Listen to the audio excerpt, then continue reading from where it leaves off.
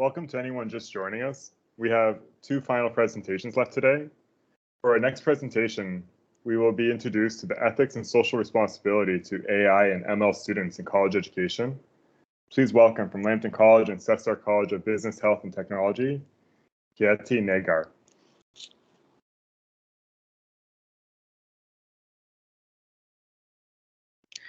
Hi, everybody. Good afternoon, Chad. I'll need a little bit of technology help here. So is my screen? We see you. Yeah, we see you. We see the screen and we hear you. All looks good. So is it possible for me to see the screen? It should be. Sorry, everyone. But you select, when you select the application or the window, you selected, I believe, your PowerPoint. So it'll just be showing that, what you have selected there. Okay, I see. So please give me a moment here. Please bear with me, everybody. All right. So I'm just going to move the slides a little bit to make sure that that's working for you. So is everybody able to see slide 2 now? Could you confirm, Chad?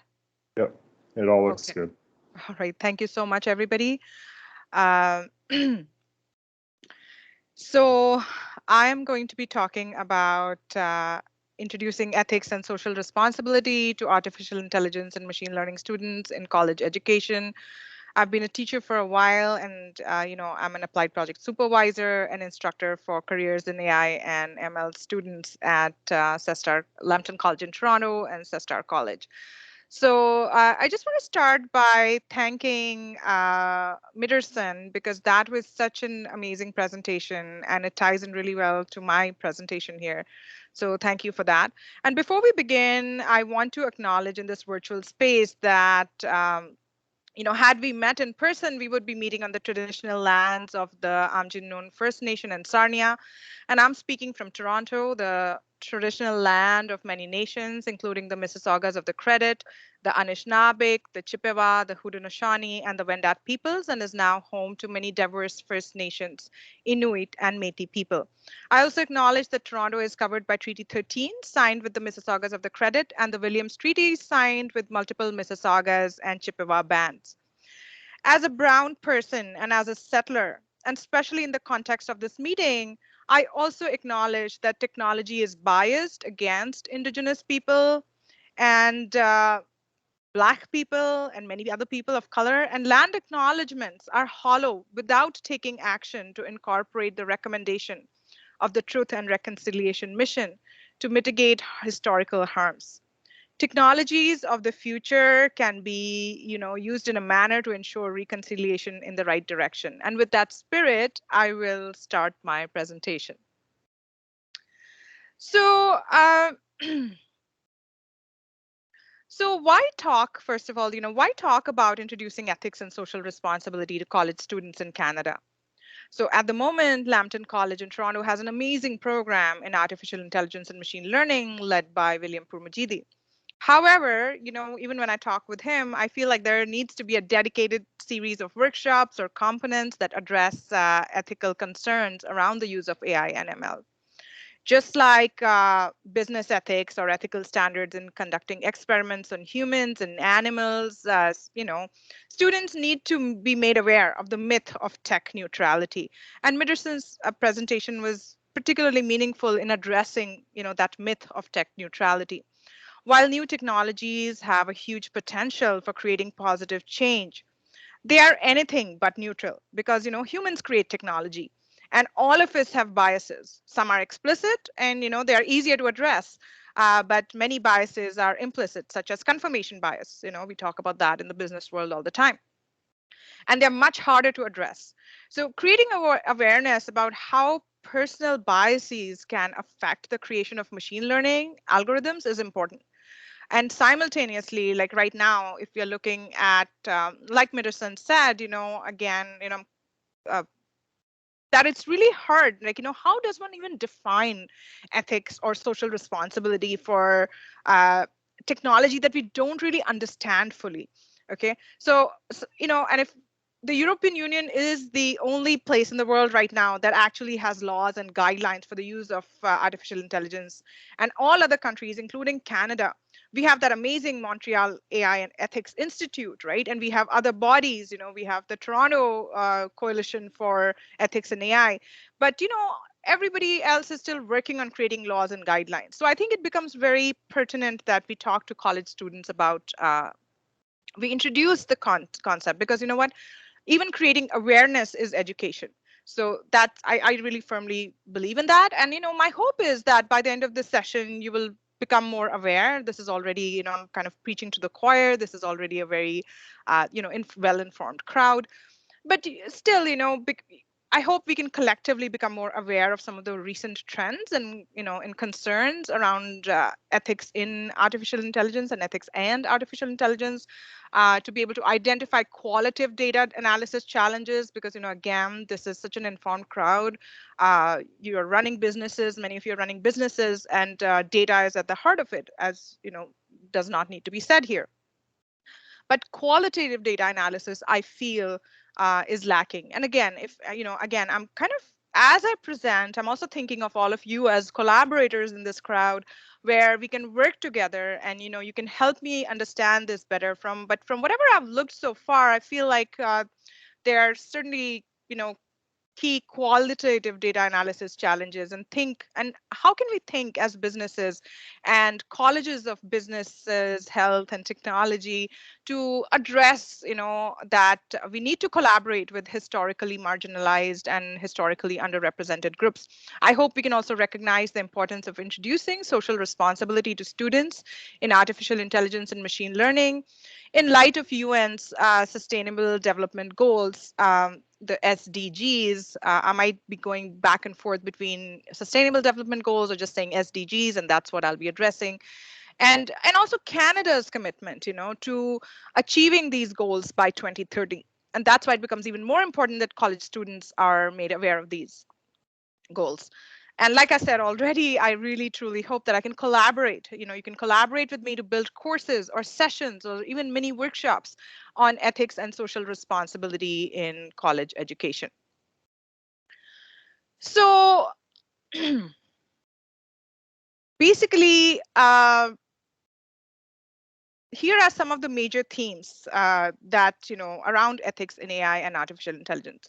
And before that, I want to acknowledge that throughout my talk, my ideas are influenced by the UN's report, the United Nations report on AI and gender equality, and also the works of Safia Umoja Noble, Joy Blom-Vini, Ruha Benjamin, and the YMCA's report on gender equity and women's work during the pandemic. And of course, not last but not the least, also by the Montreal AI Ethics Institute's reports, and news forums, which, and newsletters that they release from time to time quite regularly. So each of, but if you look at these areas, if you look at gender disparity, women's work, and gender bias, surveillance based on race, ethnicity, and carceral data, or skewed data sets and technologies that favor those in power and those in positions of privilege, or if you're thinking of data privacy, job selection, qualification for loans, insurance and housing, fake news, and biased chatbots, or even when we're thinking of the Internet of Things, supply chain surveillance, efficiency, quality of workers' lives who work with these technologies, or who work in work environments driven by these technologies, and also to think about the carbon footprint of data collection, storage, and processing large data sets for machine learning. So definitely all these areas definitely address the myth of tech neutrality. And each of these areas could be a 45-minute introductory session, but we do not have time to delve deeper into each of these areas. However, what I'm going to try to do is I'll look into some of these areas in more detail in the next few slides. While there is so much, like I said, so much emphasis on qualitative data analysis and on how to speed up efficiency, how to advance technology, how to make businesses more productive, and how to generate more revenue, they're all good areas to develop, right? However, there is still a little qualitative data analysis about how decision-making machines and algorithms affect workers' lives and people's lives. Again, at the heart of it is not the technology. The center should be the human. And I think that is my major concern going into it. And that's why I want this education for college students. So in the Canadian context, I feel there is certainly a disparity in the growing equity, diversity, and inclusion movement and the AI and ML advancement. I think there's a disparity there. There's a stark contrast because the question to ask is if new invisible technologies create a deeper divides, how can equity, diversity, and inclusion efforts remain authentic? Even without technologies, we know that biases affect how we treat different people or how we treat people with difference. And in the AI and ML world and the neuroscience world, which seem to be converging every day, you know, there is very little knowledge still about predicting how or why intelligent machines and AI will make predictions. We know they make predictions, but we don't exactly know the mechanisms by which they make these predictions. Because the truth is, and again, if you look at all the data, the free data, again, I'm kind of going back to Mitterson's reference there, which was so great, that we're doing free work for Facebook, Google all the time, and their machines are getting to know us and our patterns of thought better than even we do, right? They know us a little more intimately, which is kind of scary. And if it is not used responsibly. And I certainly am becoming more keenly aware of this. I see Google, Amazon, Best Buy, or a clothing retail store popping up on my social media pages with a highly curated set of products to buy based on my previous searches and shopping. So, and we also know more employers are surveilling employees, incentivizing, so to say, good work. But what does this good work mean? If somebody's just clicking, doesn't mean good work. Are they really working? Are they really present? And those are things to ask. They're recording their screens and mouse clicks to record activity and productivity. What we do not know is how these technologies will change us. We know a little bit, we are already seeing it, and the quality of our lives in the future. And this is what I'm proposing at college level education in a more practical manner, I hope, that for students to become more aware of what are the leadership and global, um, global citizenship skills that, they will need for becoming better leaders of the future. So I think that is very important. So, I think it is very important for students to be aware so that they can be part of creating intelligent systems and machines for a more responsible future and the more responsible use of technology.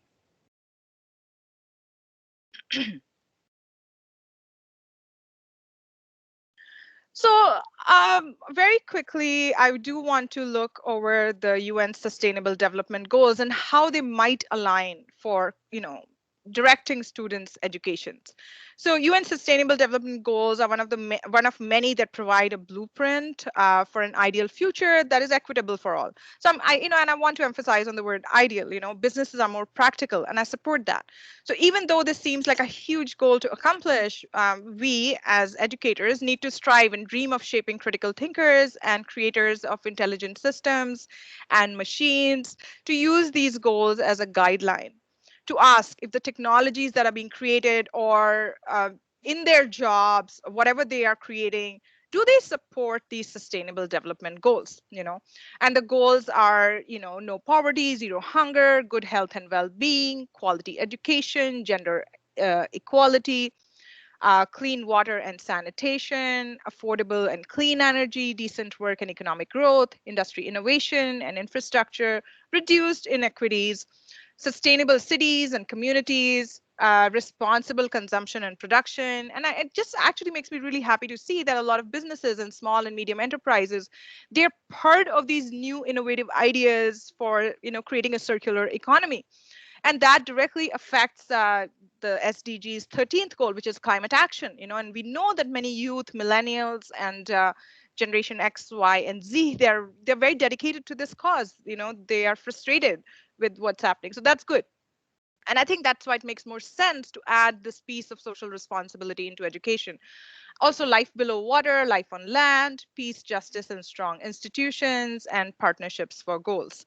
So UNESCO and the human rights chief of UN, actually she released the statement just a few weeks back, and they're advocating for a more human rights approach to the use of AI that ensures AI contributes to the direct realization of these SDGs.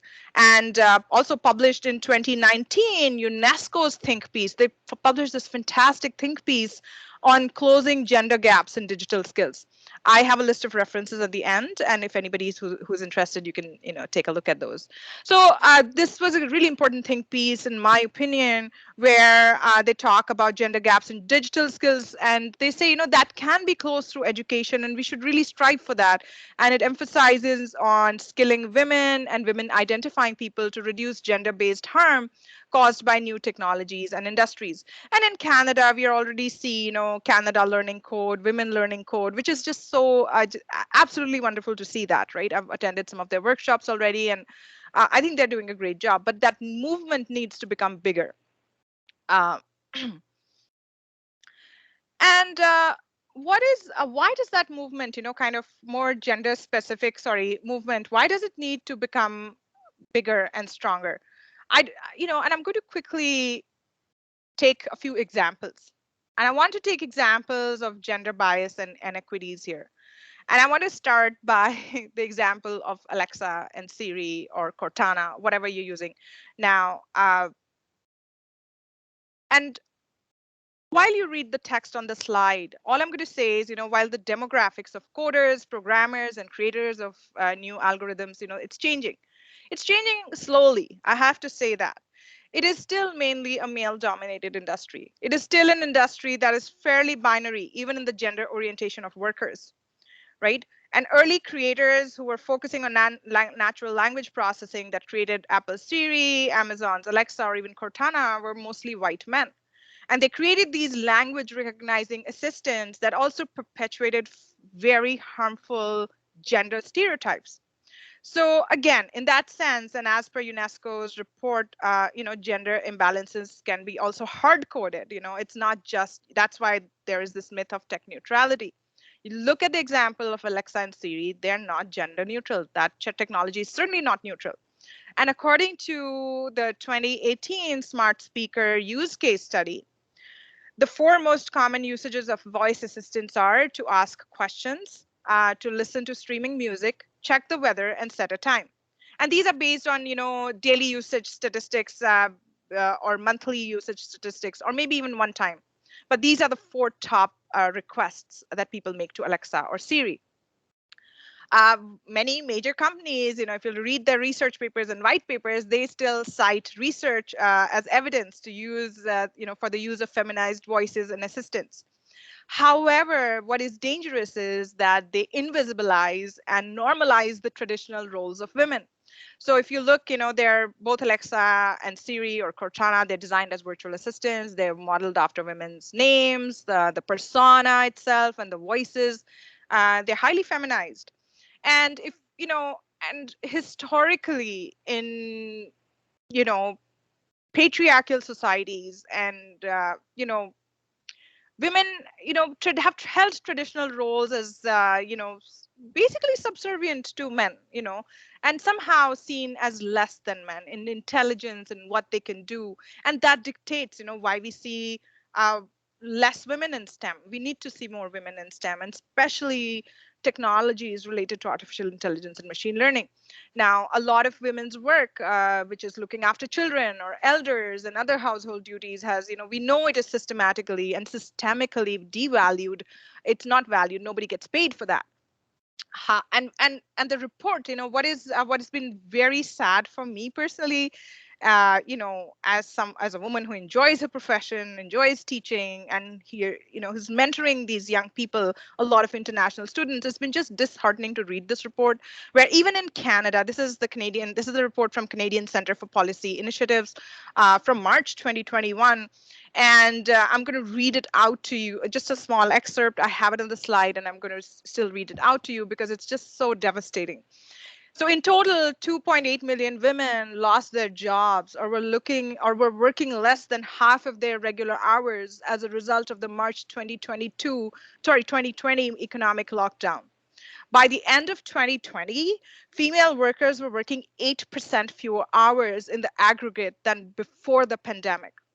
While the December employment rate, which was 55.3% for women, who were 15 years or older was 2.7 percentage points below the rate posted in February, the same level at the same level of employment as compared to 2000, which is just heartbreaking. So that that is why gender matters. And even I'm going to kind of go back to the Sustainable Development Goals. Each of these goals actually is related to gender, and again, there can be an argument made against that. But when, women are better educated, women participate more democratically. We know that in Canada. I don't really need to, again, say that to this audience. But why it becomes important is for Lambton College in Toronto specifically, and Lambton College, we have a large international student population. And again, it's wonderful that all these international students are bringing in a lot of different culture, languages, expertise, prior work experience. All that is great, but they're also bringing a lot of biases. We as Canadians are regularly exposed to whatever we align with, politically or in any other sphere of our life. We are made aware, our kids are made aware, even in school, the education, right? There is a choice, but a lot of these students are coming really without that education. And I think that's why it's really important to talk about social responsibility and ethics. Now, the other example is of race. Now, there is a lot of evidence that shows algorithms are biased, and they are so because humans designed them. And many times the outcome is unknown. Uh, and coming back to racial stereotyping and exclusion from technologies, even if you go back to the previous example of Alexa and Siri, Halcyon Lawrence, who's who's a professor at Townsend University in the United States, she makes a case for discrimination by voice assistants, racial discrimination by voice assistants, where there is no room even to recognize English spoken in her West Indian accent as English. So Alexa, she uses the word discipline. She says, Alexa or Siri, they actually discipline me regularly because it's like, a little pat on the hand. You're like, hey, that was not correct English. That's not a good accent. We don't understand what you're saying. So although we don't realize it, even these voice technology and assistants, they regularly correct people who who speak perfect English. She's a professor at a university, but still, her English is not good enough for these voice assistants. So that is one example, but that is also still an example of privilege. Think about the people who don't have that privilege, okay? And we know in Canada already a lot of this kind of data, race-based health data, it affects some Black and Indigenous communities negatively. Race and income data affects housing evictions negatively. There were a lot of cases of that in the United States and even in Canada. We know what happened, when the government had last summer, the government had an allowance, everybody got that minimum basic income, and that actually stopped evictions. A boom, that stops this year, and we see like a lot of people are evicted. They no longer can pay rent, right? And again, a lot of that data is collected then and used in the future against them. And it affects who gets loans and who does not get loans. I think that is problematic. And there's enough data to prove that health outcomes for marginalized communities are quite different from privileged people in society. And when medical AI systems, let's say, I'm just giving an example here, and a lot of artificial intelligence and machine learning is being applied to medical systems. If they are poorly designed, or they're designed by many people who are involved and who are not aware of their own biases, they can lead to misdiagnosis or even false positives, right? Which can actually affect long-term care, or let's say if somebody's actually, or leads them to terminal illness. So they could also emulate sexist, racist, or ableist social norms that create health disparities for racialized groups. We already see that happening outside of technology in society. So it's not, it's not like all these inequities are happening because of the use of technology. They obviously already exist. But they also get very deeply embedded in technology where they become invisible and we're not able to see them. We know that many Black and Indigenous people have poor access to even basic amenities. and and that data related to poverty or poor health or incarceration or low education is used to disqualify people forever from any type of social mobility. Like if you're looking at housing loans, other things, or who gets to buy a car and what kind of a car. So it somehow becomes very fixated, and as if these people can't change. And I think we need to look at more qualitative data, not just the quantitative data, or what kind of qualitative data is being used to slot these people in these particular uh, uh, in these particular categories. Okay, so, and again, we also have data of quality, like if you're looking at quality of life and health, we already know it. Amazon workers are trying to unionize in the United States.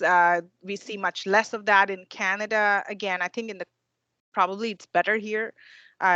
Students, some of my students work, in Amazon workhouses, the international students, and I've heard all kinds of stories, good and the bad and the ugly, everything. So, while Amazon uses, so it's amazing on the one hand how they're using the Internet of Things and other AI technologies to continuously enhance customer needs, delivery time, their warehouse supply chain efficiency. It really sometimes disregards how, how they sometimes their health workers are losing their human dignity and health. Like even in Canada, in the Canadian context, right? Students have said, like, it does affect their washroom breaks, and that's not okay. So what is the cost we are paying for efficiency? What is the cost we are paying for revenue generation? And I think that is really important for businesses to start paying attention to. And if you're looking at First Nations, Inuit, and Métis communities, we know, like, this last year has been just horrific, right? There are all these graves of children found everywhere. There are a lot of traditional harms and historical harms done to First Nations people, but then they're slotted as lazy or alcoholic, stuck in addictions. But we know why, right? Same with Black people. We don't really look at the history of slavery. And international students coming from all over the world, we might have read that history in Canada, but not a lot of international students. Okay, including myself. I moved to Canada in 2004, and I had to learn, and I had to read a lot of things. And again, as a historian of science, in a previous lifetime, I was interested and I educated myself. Now, not everybody has the privilege to do that.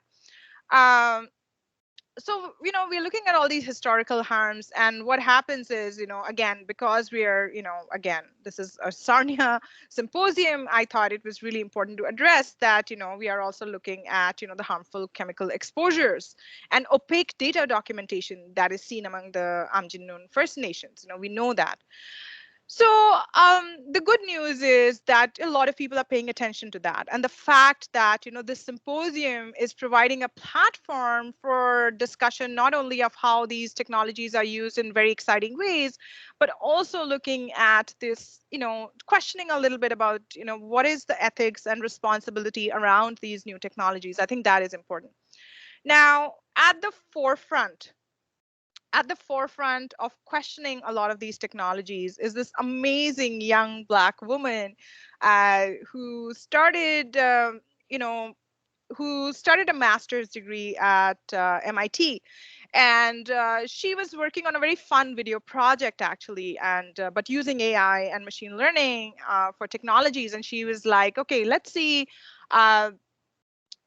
Let's she was playing around, and the facial recognition system she was using to design this video game, it wouldn't register her face, and that became so problematic for her. And then she started researching, how do facial recognition technologies, how do they read Black faces, and Black skin? And she found that there was absolutely no room for that, almost. And but because of that, she's been one of the leading voices to create awareness around algorithmic bias. She's one of the first Black women. Timnit Gebru, who used to work for Google, they are the Black women who've pioneered this questioning of, let's talk about what algorithmic bias is. I, at least, I hope some of you have seen the movie Coded Bias, and I really highly recommend that you see it, directed by Shalini Kantaya. And she's, Joy Blomvini is one of the key speakers. And she was in the news last week because Ole, businesses are recognizing the work of such women in advancing STEM, in advancing the understanding of bias and algorithmic bias. So Ole recruited her as their spokesperson and model for promoting equity for Black women, since both, the beauty industry and the technology industry, they marginalize people of color. So it was a strategic move on Ole's part to promote, and also on Blomvini's part, because she's very particular about who she'll be a spokesperson for. But it was a strategic move to promote the participation of women in STEM fields. And they introduced it last week for the National Coding Week in the United States, which started on September 13th, which was just brilliant. So we'll shake things up a little bit here because Blumvini is a brilliant scientist studying at MIT, but she also positions herself as a poet. So I'm going to request all of you, I'm not sure if you're, okay, just give me a moment. I think what I need to do is share the link with you because I'd really like us to watch at least three, I say 5 minutes, but I see it's 2:30 and I need to cover more topics. But let's, I think, in her honor, it's worth it to watch her for 3 minutes. Give me a moment. Let me share the link for her video in the chat box.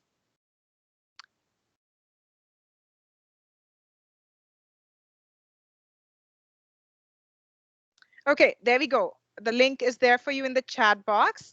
Please let me know if it's visible to you. And also, please let me know if you are able to access the link. Perfect. Thank you so much, Thales, for confirming that. So I'm going to do a countdown. And if you could just watch that video for a few minutes, that'll be great. So I'm going to mute my mic as soon as I do the countdown. But if you're on the video, let's do it. 3, 2, 1, go. It's the best way to do it. Then you can watch it on your own devices. And I'll give you a heads up when I want you to stop. Please go ahead. Thank you so much. But I'm also a computer scientist. I'm going to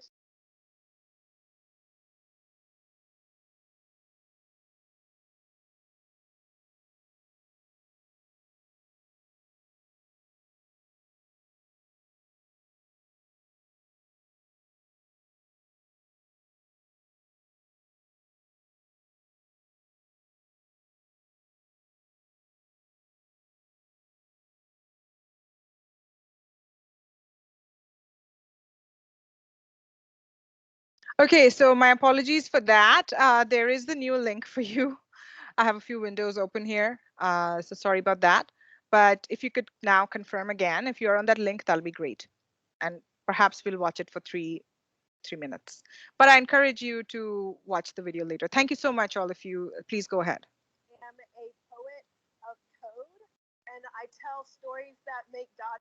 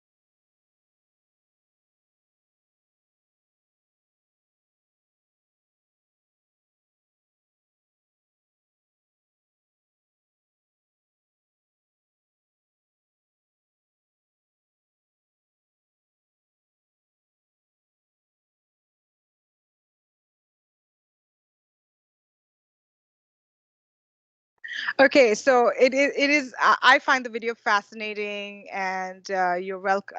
You're welcome to watch the video later, but I'm going to request you to stop watching it now. But Joy Blomvini, she is quite the force, and she's driving this positive change and creating a lot of awareness around algorithmic bias. So what I want to talk about now is coming to how can we do why is Lambton College at such a strong position to be able to introduce these ideas of ethics and social responsibility in college education. Also, I just want to quickly make sure am I audible, because we changed a little bit here. I just want to make sure if you could let me know in the chat box, am I audible? Again, Chad, if you could let me know, that'll be loud great. And clear. Okay, perfect. Thank you so much. Okay, so yeah, I think Lambton College is in a very strong position because it has the innovation hub. It's very well connected in in Southern Ontario. It actually already has such amazing courses on Indigenous knowledge, and it has that expertise in the college, the main campus in Sarnia. There is a very diverse student body and collaborations with research partners and the public-private college partnerships in Toronto and Mississauga. And also, I think what is the best part of all this is that small and medium business enterprises, are Canadian. They're rooted in local communities, and they're in a very strong position to implement ethical AI guidelines. Even though we don't at the moment have federal laws governing these technologies, but I think just given the talks today and the expertise in this virtual space, I think that Lambton College is in a very strong position to be able to do that. And also including in their HR policies, recruitment policies, and small businesses can do that. In gathering local data and collaborating with community partners and checking biases throughout the life cycle of an AI-powered tech solution or technology. So I think the businesses can be partners in helping create and implement practical ethical AI guidelines for college education.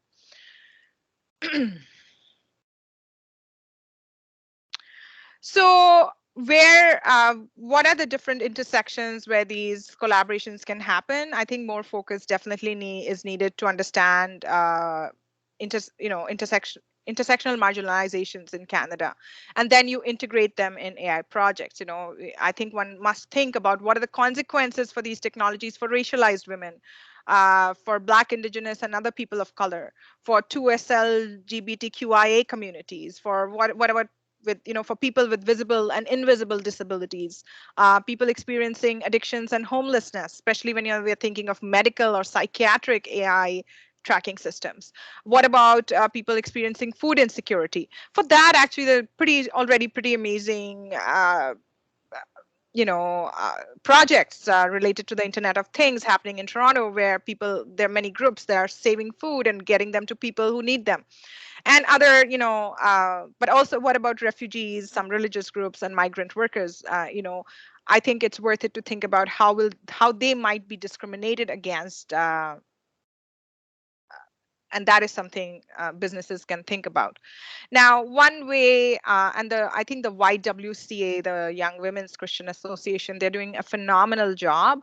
And in fact, they are the ones who proposed a feminist recovery plan. Now, feminism is seen as a dirty word, but it's not. And Prime Minister Justin Trudeau, it's like, yes, he said, definitely empowering women and bringing women back to the workforce and reskilling them for businesses and work for the future is definitely, that'll be key in this recovery plan, which will bring back women to the workplace. So the idea of intersectionality is really important because it's a term popularized by the Black American lawyer and educator Kimberly Crenshaw. And in her paper, Mapping the Margins, she talks about a lot of, she says that many times, everybody's homogenized under this gender disparity. But then if we start looking at the various intersections of marginalization, especially of women of color, or if you're looking at 2SLGTBQ communities, the disparities become bigger. And it's a really useful, I think it's a fairly useful analytical framework that could help even AI industries to see, okay, you know what, is there anything in, can we look at intersectional marginalizations even in the technologies we're developing so as to reduce the harm, to reduce some of that inequity. So basically stereotyping and disadvantage, they can work in many different at intersections. Here I'm just taking the example of people of color, or in it, any indigenous people or black people or people of color or 2SLGT LGBTQ groups. They could be disabled. They might have they might speak a different language or have an accent. Their immigration status might be blurry. Their gender may not be properly defined. Their heritage and history. They may not be very well educated. Of course, race, their sexuality, their class, their age. All those things matter, and so I think it is worth bringing in that intersectional analysis to businesses, where it could be one way of starting, very small way out of the many ways to start checking for who is being harmed and who is not, and who is and how does this privilege and power work, and how will it work when we are using these technologies.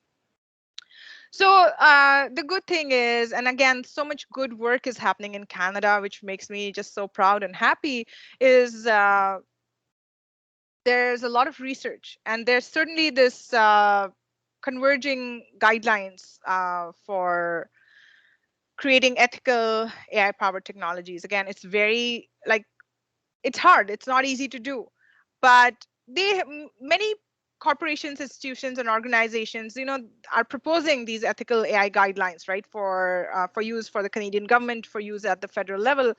And there is definitely an emerging consensus, which is great. There's also convergence, there's also an overlap, whatever you might call it. But the 5 key principles that everybody is proposing and agreeing on are: there needs to be transparency. Who is creating these new technologies? How are they being created? How will it affect, throughout, has the whole life cycle of the product or the new technology been tested, how it's going to affect people.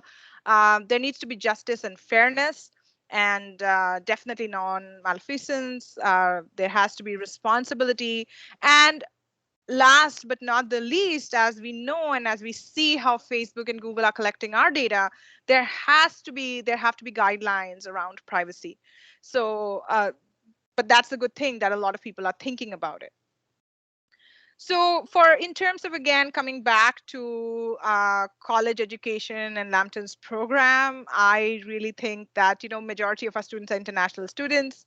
I'm kind of going on like a broken record about it.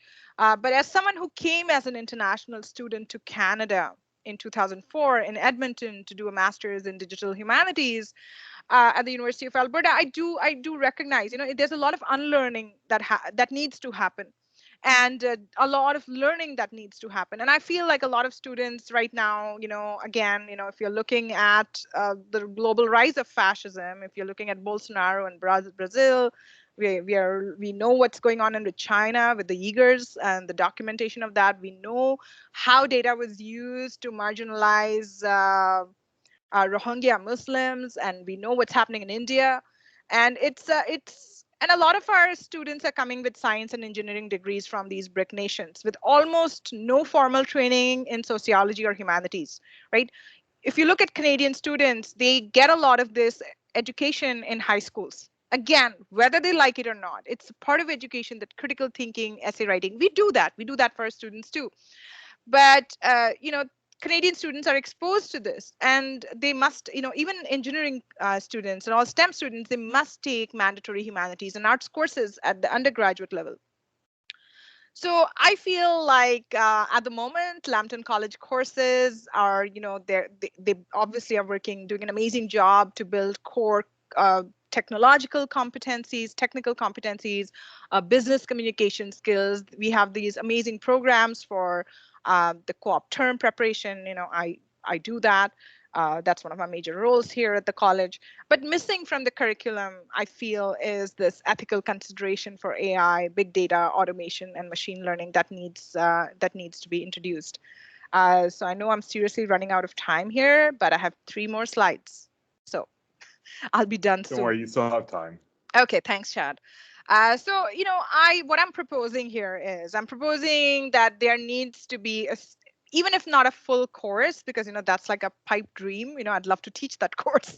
But what I want is I'm proposing that there needs to be a series of workshops, or even 1 or 2 workshops, right? Or you know talk by industry partners. Like I would love my Mitterson to come and talk to the students, right, to the AI and ML students, because I think those are such important ideas. And of course, what will happen is with these industry partners and small and medium-sized enterprises is that we can actually incentivize, and say, okay, you know what, you students can get a little certificate or micro-credential, which where we know if our students are going out, they'll not only have these core technical skills, but they'll also have this micro-credential, which lets employers know that these students have been trained in ethical considerations in AI and ML. And I feel like I think there needs to also be capacity building. That's another pipe dream. But I think Lambton College is in a very strong position to do that, where we could hold talks and workshops by Indigenous and Black community partners and people with lived experiences of marginalization that can help students think about their biases, think about their privileges. Sure, like with international students, it's not everybody's rich. People are fighting a lot of things and then coming here to study and improve their lives and coming to Canada. But there needs to be a responsibility. It's great, they're coming to Canada, but then it needs to come with responsibility of the Canadian context, learning the Canadian context and questioning their own biases and privileges, and questioning what is their own relationship to poor people or marginalized people in their own group, in their own countries, because those biases come here. And somehow in that they feel like they are model citizens, right? There is a model minority complex in that, where Indigenous or Black people or poor people in Canada maybe. And I do this as an exercise, and I ask students, when I ask them to question their biases and think critically, and I always do this small exercise. I ask them, okay, so do you think some people, people don't succeed in life because they're not ambitious or they're lazy? And those are the big that gets the big draw. And my third option is, or maybe they have faced multiple disparities across various marginalizations, and some students will use that option, but not too many. So I think it's worth it to kind of introduce this kind of thinking even at a college level. We know it happens a lot at universities, but if you could make it practical so that they can apply it or understand these various perspectives, I think that could be very useful. And I think a proactive approach, and not a reactive approach to, marginalization, but a proactive approach which aligns with the sustainable development goals laid out by the United Nations. I think it is worth it to think about these issues around inequity, power, and given the choice, I would teach it all through science fiction. As a nerd, I think you can read fiction, movies, and you can read video games, right? And then introduce it through that medium, where then you're not directly, you're not really referencing maybe the political or sociocultural backgrounds of any one community coming from, these students coming from different parts of the world, but it can still be neutral, because science fiction or even video games, they make us think about a lot of these inequities through a very different medium. I do have some references that I used for this presentation. Please feel free to use them. And thank you so much. Please feel free to give your feedback right now. Also, please share your ideas. Possibilities for collaboration is what I'm really looking for, okay? And to integrate ethical AI practices in college education. So thank you so much, everyone. Thanks for listening. Thanks for your patience. Thank you, Chad, for inviting, for making this happen. And thank you, everybody. Thank you, Khyati. Do we have any questions, possibly? If we have any questions you'd like to ask? We still have some time here. We have about 10 minutes until the next presentation.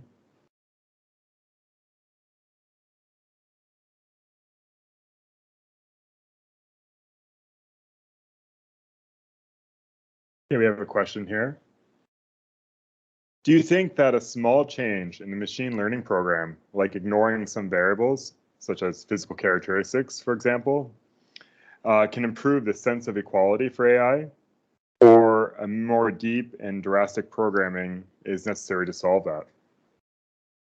Okay, that's a great question, and I think that is a very relevant question. I think everything begins with small changes. So even if what I think is it begins with small changes, like I wouldn't say ignoring, but really qualitatively, how are we willing to look at those variables is important. Definitely, it will start with some of those surface level changes. I call those surface level changes.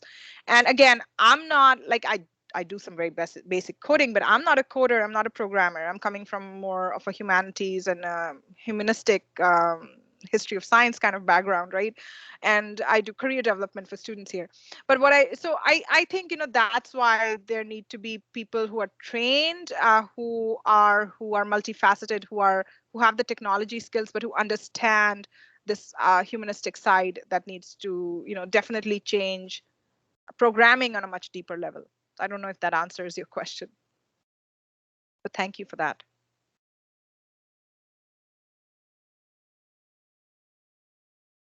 Thank you. Do we have any other questions?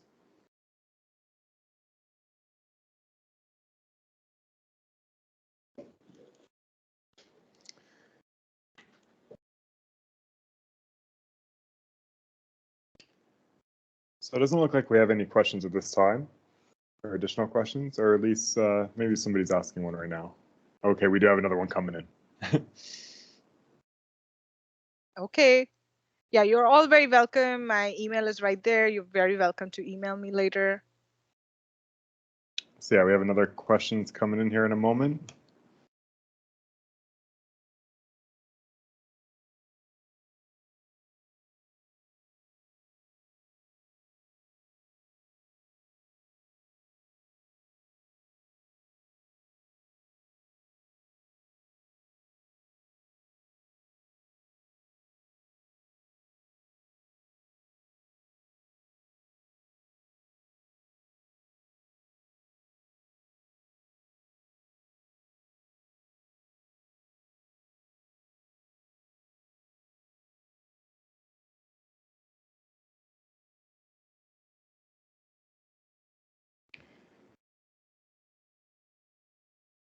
Do you think that a more diverse team for programming is also necessary to direct the AI to a more diverse result? Oh, absolutely. Another wonderful question. And that's a very difficult question to answer, right? Because I think about it all the time. What does diversity even mean, right? And it becomes very complicated in the Canadian context because, on the one hand, we are not a melting pot like the United States, but we are like a salad where everybody, we are diverse. We are a very diverse country. But at the same time, what does diversity mean?